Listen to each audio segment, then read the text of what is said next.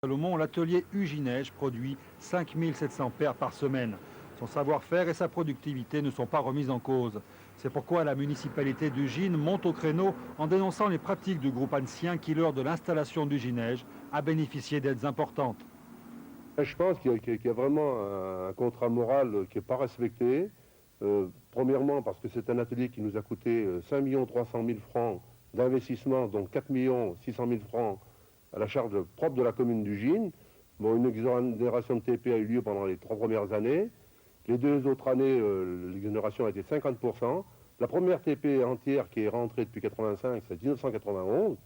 Et bon, on compte aussi sur ces rentrées de TP pour tous les programmes d'investissement que souhaitent les Uginois dans l'Ugine, au niveau de tous les travaux, de tous les besoins de la population.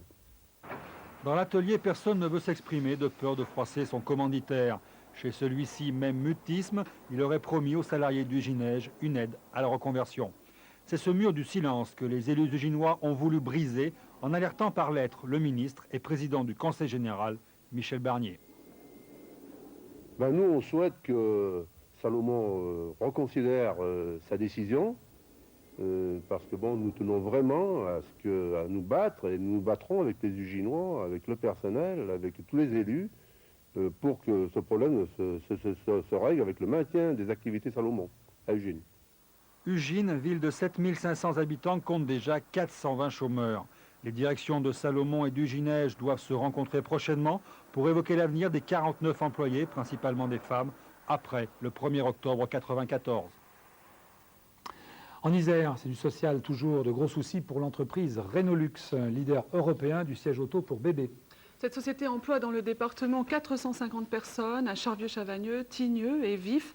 Depuis 1992, elle connaît de sérieuses difficultés et aujourd'hui elle affiche un passif de 20 millions de francs pour un chiffre d'affaires de 400 millions. Un syndic a été nommé, l'entreprise pourra toutefois poursuivre son activité pendant les 6 mois à venir. Social toujours, avec une escalade de la contestation chez Dragon. Le fabricant de machines de concassage veut licencier, les salariés bien sûr s'y opposent. Aujourd'hui, le conflit a pris une tournure tout à fait différente.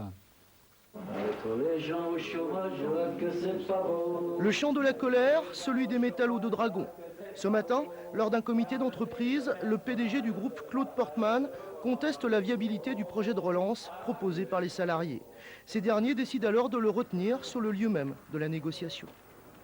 C'est vrai qu'on les retient un petit peu pour continuer la discussion et pour voir sur quoi on pourra déboucher, mais bon, il est bien évident qu'on est un peu sceptique. 14 h, les gendarmes de Sassenage arrivent, la préfecture est avisée, mais aucune intervention n'est programmée. C'est-à-dire, eux, ils veulent nous mettre dehors et nous, on les met dedans. C'est la survie même des ateliers de Sassenage qui est aujourd'hui en jeu. La direction souhaite délocaliser la production de concasseurs. 60 licenciements sont envisagés. La direction avait pris la décision de licencier. La direction a eu ce plan depuis une dizaine de jours. Elle l'a pratiquement rejeté tout en disant que sur certains points, il était excellent. Sur le plan technique et sur le plan scientifique, elle ne s'est pas donné la peine de faire l'étude de marché. Elle est restée sur son idée initiale, fermer l'entreprise. 16h30, l'ambiance est toujours aussi tendue, mais les salariés décident de libérer Claude Portman et ses collaborateurs. Celui-ci, en sortant, se refuse à tout commentaire. Amertume et désarroi chez certains salariés. Je suis plus inquiet que jamais, oui, parce qu'il n'y a rien de résolu. Le problème, il est idem qu'il était il y a un mois, exactement pareil. Parce que demain, j'ai pas de boulot, moi. La bataille se poursuivra demain.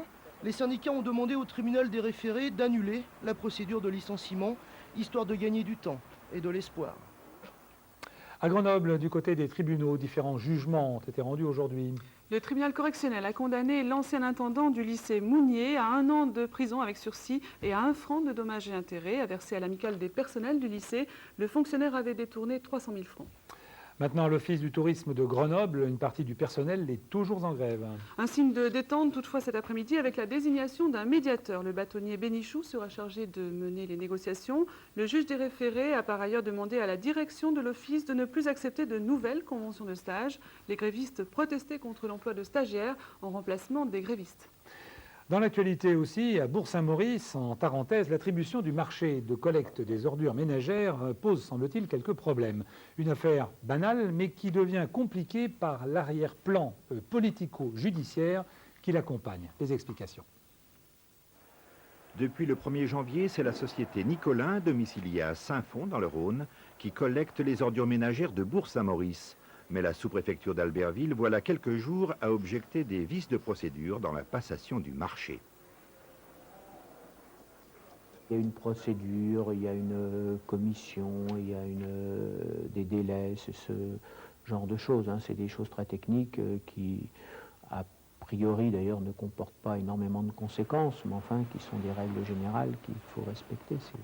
Il peut y avoir une autre entreprise qui serait choisie, mais a priori quand même nous pensons que sur le fond la commune a bien fait son travail et donc il n'y a pas de raison qu'elle rechange de choix, si vous voulez.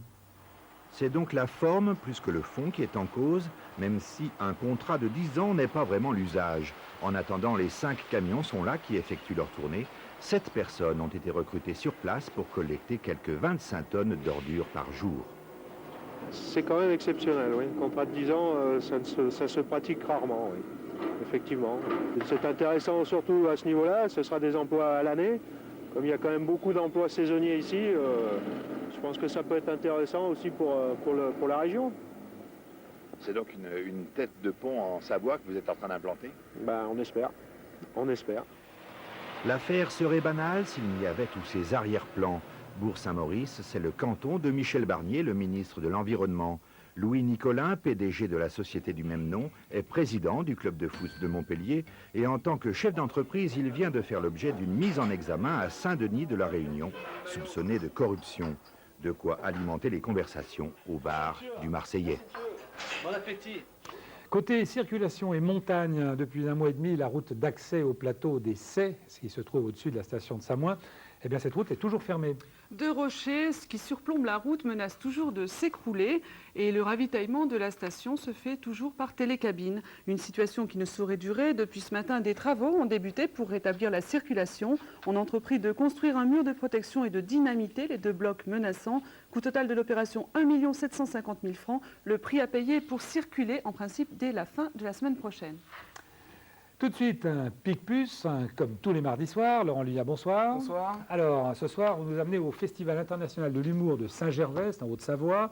Le parrain, c'est Raymond DeVos, mais il y a beaucoup d'autres comiques. C'est vrai, souvenez-vous, ils ont été découverts, Pierre Palman, Muriel Robin, Semaine, ils étaient complètement inconnus et ils passaient à Saint-Gervais. Et cette année, pour ces 10 ans, eh bien, le plateau est vraiment de qualité. On a rencontré 3 comiques complètement différents, le Mime Marceau, No Comment, un dessinateur belge et Chantal Latsou qui ouvre le bal. Ce métier me rend un peu folle parce que c'est quand même le star system. Vous voyez, vous avez des caméras qui sont en dessous de vous, comme ça, moi ça me trouble énormément. Je sais pas si je me suis rasé ce matin d'ailleurs. Chantal Latsou en figure libre aux ouches, répétition. Ou alors la femme, c'est vrai, un peu bourgeoise avec sa femme de ménage. Et votre, combien avez-vous d'enfants au juste 7. Oh, comme les hamsters d'Anne-Cécile. Une idiote. Figure imposée cette fois, ou presque, Martin Linden, dessinateur belge. Il expose avec Plantu et d'autres ses dessins grinçants. Là, il croque notre caméraman en action. Disons que j'ai été pris au dépourvu et il y avait une certaine contrainte. C'est pourquoi je me suis permis de faire un dessin un petit peu méchant, quoi.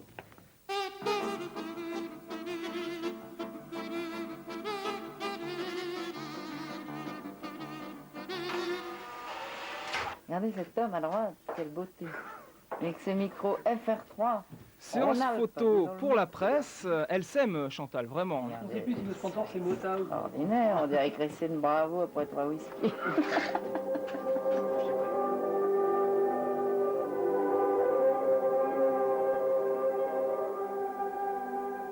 Figure multiple mais unique. Le mime Marceau enchante le festival. Parole au silence. Je crois qu'on peut tout mimer sauf le mensonge. Et moi j'aime le tragique à travers le comique.